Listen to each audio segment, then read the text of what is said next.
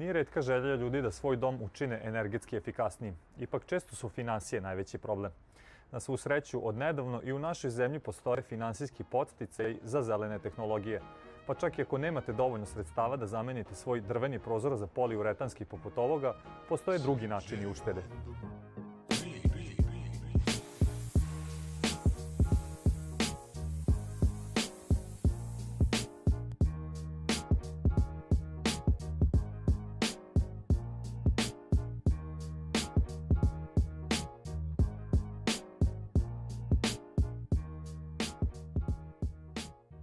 Pre nego što se upustimo u nabrajanje dostupnih energetski efikasnih tehnologija, njihovih prednosti i mana, te potencijalnih načina finansiranja, bitno je napomenuti da čak i stara drvena stolarija može da donese uštedu i to uz minimalne izdatke.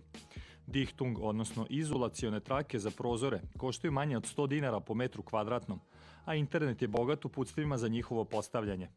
Ukoliko pak ne želite da budete sam svoj majstor, postoje profesionalci spremni da vam pomognu. Najvažnije u svemu jeste saznanje da je energetski efikasna tehnologija sve dostupnija. Evropska banka za obnovu i razvoj obezbeđuje finansijska sredstva za kreditiranje energetski efikasnih uređaja u skladu sa svojom politikom podrške zelenoj ekonomiji. Važno je imati dobru izolaciju, važno je imati kvalitetan izvor grejanja, to su ovog momenta najpre gas i toplotna pumpa ovde. Izbor između ta dva je na investitoru. Pumpa traži nešto više novaca u startu, ali mnogo manje novaca u eksploataciji. Pitanje obnovljivih izvora energije je svakako jedno od jako aktualnih pitanja u savremenoj elektroenergetici iz mnogo aspekata. Kako da kažem, onog aspekta koji se tiče same proizvodnje energije iz nekih izvora koji ne zagađuju životnu sredinu. Takođe, proizvodnja energije gde primarni oblik energije je manje ili više uglavnom besplatan, do pitanja uticaja na životnu sredinu.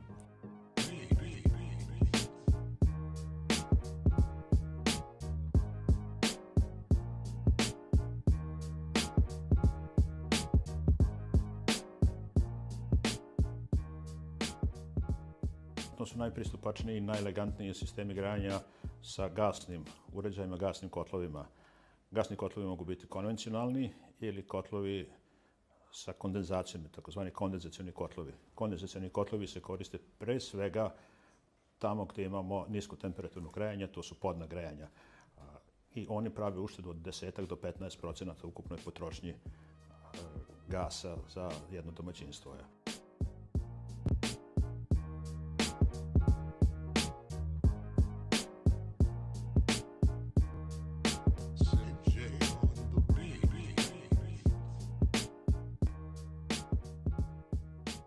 Primjera radi, jedna kuća, doduše sa toplotnom pumpom vazduh-voda od 350 kvadrata, greje prosečno za cenu od 10.000 dinara mesečno, ovde, što je u odnosu na sva ostala grejanja vrlo, vrlo povoljno. Naravno, u svemu tome je jako važno da objekat koji grejemo ima dobru izolaciju, jer ona je ključna, ona pravi najveću uštedu.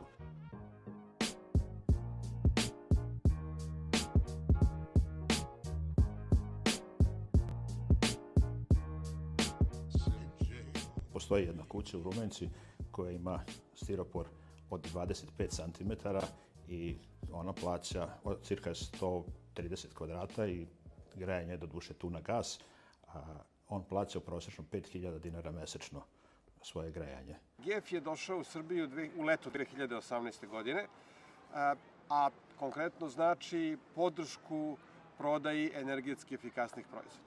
Konkretno za nekoga ko želi da podigne kredit i da napravi svoju kuću energetski efikasnijom, šta on dobija?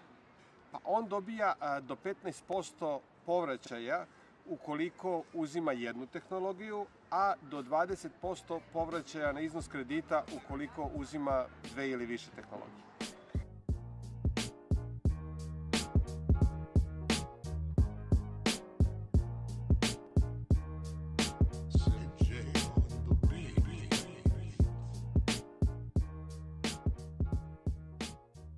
interesovanje raste i to primećujemo ovako značajan rast interesovanja, a do sada je ukupno, da kažem, uzelo preko 1500 korisnika ove naše kredite.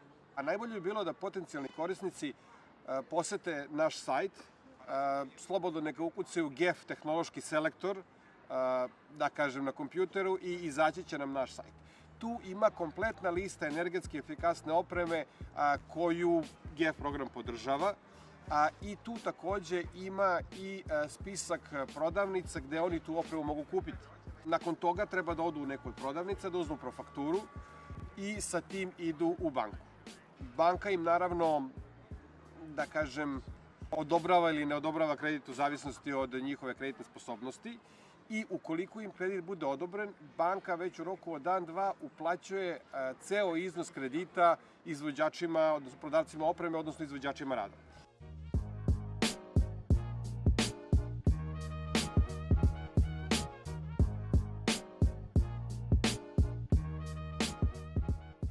Pitanja vetroparkova u Republici Srbiji kao i drugih obnovljivih izvora energije, moram da kažem da Republika Srbija ima jednu uređenu zakonsku regulativu kako po pitanju onih formalno-pravnih stvari koje se tiču ishodovanja odgovarajućih dozvola i saglasnosti, tako i pitanju tehničke odgovarajuće regulative koja uređuje projektovanje, odnosno planiranje ovih kapaciteta, njihovu izgradnju, priključenje na elektroenergetsku mrežu i kasnije eksploataciju. Dakle, u tom segmentu koji se tiče formalno-pravnih stvari i regulativa, to je jedna, da kažem, potpuno zaokružena priča. Prosječeno govoreći, ako je vremenski garantovani period otkupa 12 godina, za nekih reda veličine 8 godina, sad ovaj podatak zaista moramo reći uprosječeno, bi trebalo da se vrate kompletna ulaganja i da onda taj period iza ostane kao neki period u kome se, da kažem, stiče prihod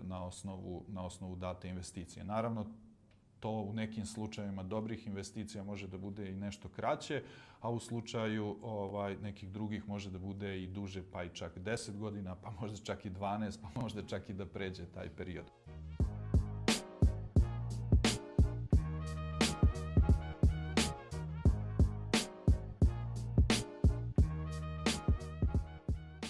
Ono što možemo da kažemo jeste da u Republici Srbiji, na primjer, na početku kad se ova oblast razvijala, bilo je zaista nedostatka kako kadrova, tako i nedostatka možda čak i nekih mašina i uređaja koji su specifični za ovu oblast. Na primjer, jedna vetroturbina čija je snaga reda veličine nekoliko megavata postavlja se na stub čija je veličina preko 100 metara. Dakle, vi morate prosto da imate opremu kao što su dizalice ili kranovi koji će podići pojedine segmente tog stuba i nakon toga na taj stub, recimo na 118 ili 120 metara, postaviti neku opremu koja je gondola, generator i tako dalje, koja je prilično velike težine. I negde, da kažem, u ovom trenutku nekih 400 megavata bi trebalo da je u pogonu na teritoriji Republike Srbije ili će uskoro biti pušteno u rad. Ukupna kvota koja je propisana odgovarajućom uredbom, a koja, da kažem, prihvata kapacitete u sistemu feed-in tarifa je ograničena na 500 megavata.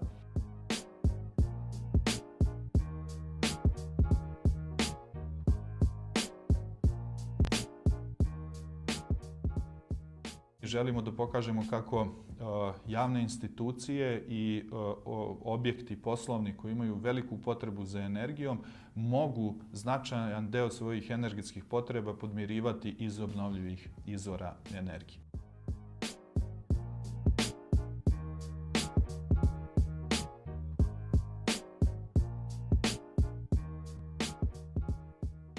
Kad sam počinjao da radim u ovoj oblasti, budili smo i počeli da uvodimo gas pre 30 godina u privatne objekte. Zaticali smo razne sisteme, po pravilu 3 i 4 vrste grejanja. Počeo od kaljeve peći, običnih peći, kotlova na čvrsto gorivo, električnih kotlova, naftnih kotlova i na kraju su došli gasni kotlovi, pa sada već i toplotne pumpe. Gotovo po pravilu smo, recimo, u Lepim Karlovcima imali po 2-3 vrste tih uređaja za grejanje. Na kraju su svi došli do gasnih kotlova.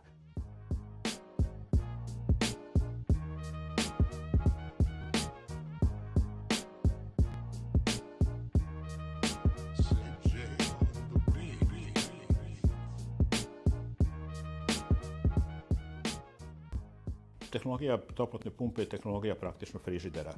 Dakle, imamo 3 neke vrste toplotnih pumpi, to su geotermalne toplotne pumpe voda-voda i toplotne pumpe vazduh-voda. Toplotne pumpe, da kažem, sve češće i češće se javljaju u okviru naše kreditne linije i naročito sve više i više ljudi kombinuju toplotne pumpe sa podnim grejanjem.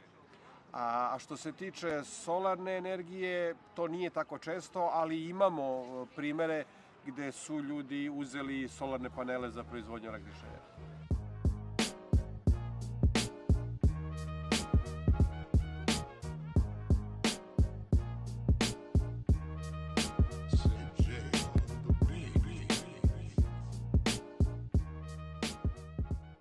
Svako od nas, naravno, to može da prepozna i na ličnom nivou, naročito oni koji su zaljubljeni u tehniku i u nove tehnologije, instalacijom malih sistema i upoznavanjem sa njihovim radom, veoma lepo prepoznaju sve prednosti tih sistema. Ne znam, evo, na primjer, mi smo preko leta nekim našim prijateljima instalirali neki mali fotonaponski sistem na vikendici gdje on nije postojao do tada i posle par dana korišćenja ljudi kažu pa ovo je kao da imam pristup distributivnoj mreži. Dakle, komfor i boravka u tom objektu je praktično potpuno identičan i ne razlikuje se od toga da li ste priključeni na distributivnu mrežu ili imate jedan mali sistem koji koristite u takvom objektu. Ako ste htjeli da stavite na vašu kuću 10 kW fotonaponskih panela, vi ste trebali da izdvojite između 30 i 40 hiljada eura u tom trenutku, što je bila zaista jako velika investicija. Danas te cene su znatno manje. Na primjer, danas bez problema, opet nemojte da se ne hvatamo za konkretne cifre, govorimo o uopštenim podacima. Danas 10 kW fotonaponski sistem na krovu nekog objekta bez problema ćete napraviti za 10.000 eura. Dakle, 3-4 puta je ta cena niža za period od 10 godina.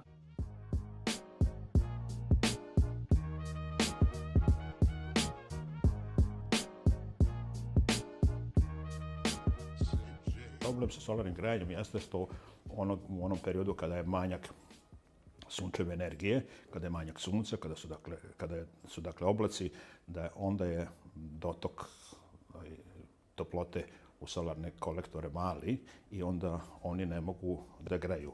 Posebno je problem ako se radi u jako niskim temperaturama, ako je voda u sistemu, onda može doći do zamrzavanja.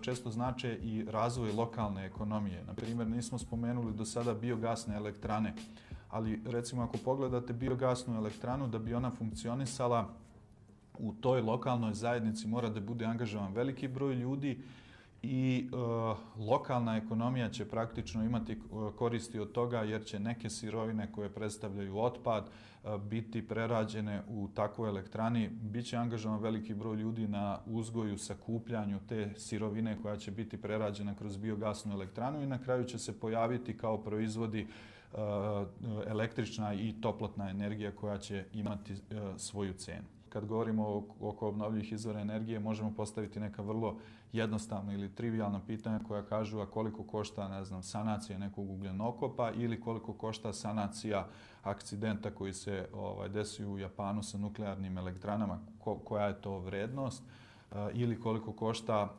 lečenje nekog stanovništva na nekom području gdje se vrši masovna eksploatacija fosilnih goriva ili koliko košta zagađen vazduh u našem gradu ili u glavnom gradu kakav smo imali prošle godine koji je izazvan velikom emisijom štetnih gasova. Dakle, to su sve pitanja koja su usko povezana i sa cenom koštanja energije iz obnovljivih izvora energije.